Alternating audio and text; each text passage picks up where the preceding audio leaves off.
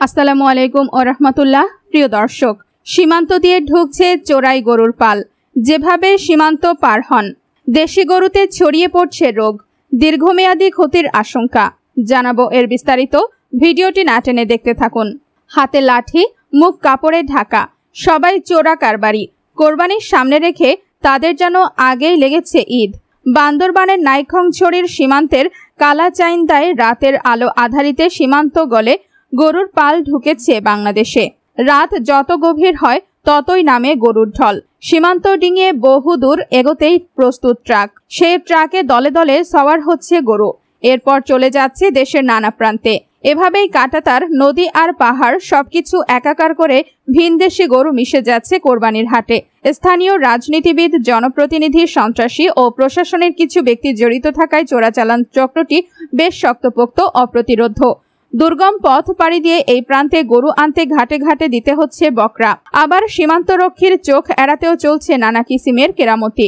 শুধু বান্দরবানের নাইক্ষ্যংছড়ি নয়, কোরবানির ঈদ সামনে রেখে দেশের বিভিন্ন সীমান্তে চোরাই পথে গরু আনছে বড় একটি চক্র। এতে সরকার হারাচ্ছে বিপুল রাজস্ব।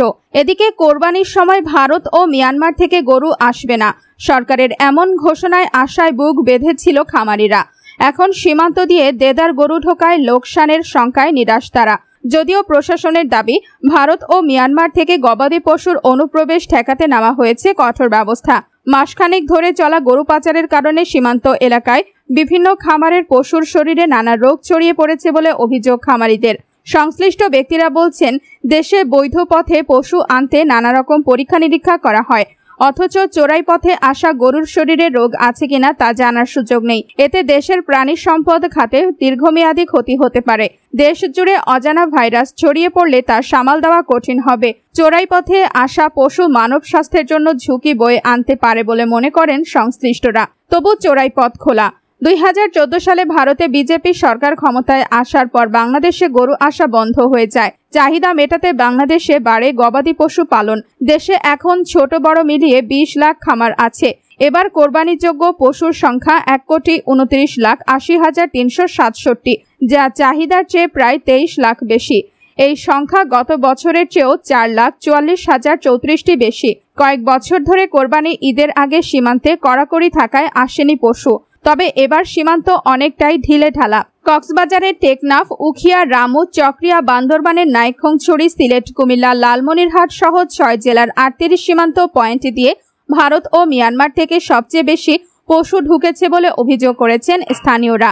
একদিকে পশু খাদ্যের উচ্চ মূল্য, তীব্র তাপদাহে বাড়তি যত্নের জন্য বেশি উৎপাদন খরচ এবং ঘূর্ণিঝড় রিমালের কারণে এমনিতেই খামারি ত্রাহি অবস্থা। তারপরও চোরাই পথে অবাধে গরু ঢোকায় পথে বসার উপক্রম খামারিদের। তাদের অভিযোগ, 2014 সালের নিষেধাজ্ঞার পর এবারের মতো এত খোলামেলা সীমান্ত কখনো দেখা যায়নি। যেভাবে সীমান্ত পার, অনুসন্ধানে জানা গেছে গরু সীমান্তের দিকে যাওয়ার ক্ষেত্রে 2 ধরনের লোককে কাজে নামায় চোরা কারবারি চক্র।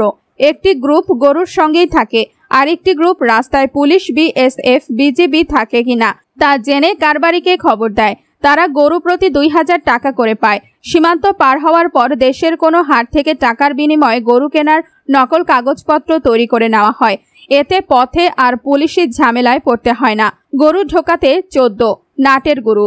সিলেট সীমান্তের 4 উপজেলার 18 পয়েন্ট দিয়ে গভীর রাতে ভারত থেকে গরু ও মহিষ নিয়ে আসে চোরা কারবারিরা। পরে স্থানীয় বাজারের ইজাদারদের কাছ থেকে রসিদ নিয়ে গরু হালাল করা হয়। সবচেয়ে বেশি ভারতীয় পশু নিয়ে আসা হয় গোয়াইনঘাটের দমদমা সীমান্তে, বিছানাকান্দি, মরকিটিলা, লক্ষণছড়া, পান্তুমাই, প্রতাপপুর, লামাপুঞ্জি, খাসিয়া, হাওয়ার সীমান্ত এলাকা দিয়ে। কুমিল্লা সীমান্তের 106 কিলোমিটার অংশের 5 পয়েন্ট দিয়ে চোরা কারবারিরা গরু আনছে।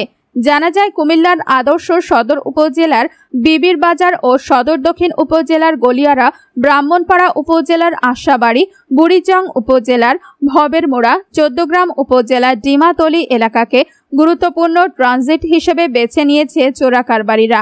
কুমিল্লা অঞ্চলে মাহবুব নামে এক ব্যাপারী প্রতিদিন 300 থেকে 350টি গরু হাতবদল করেন সীমান্ত এলাকায়। তিনি কক্সবাজারের উখিয়ার একটি চক্রের সঙ্গে জড়িত।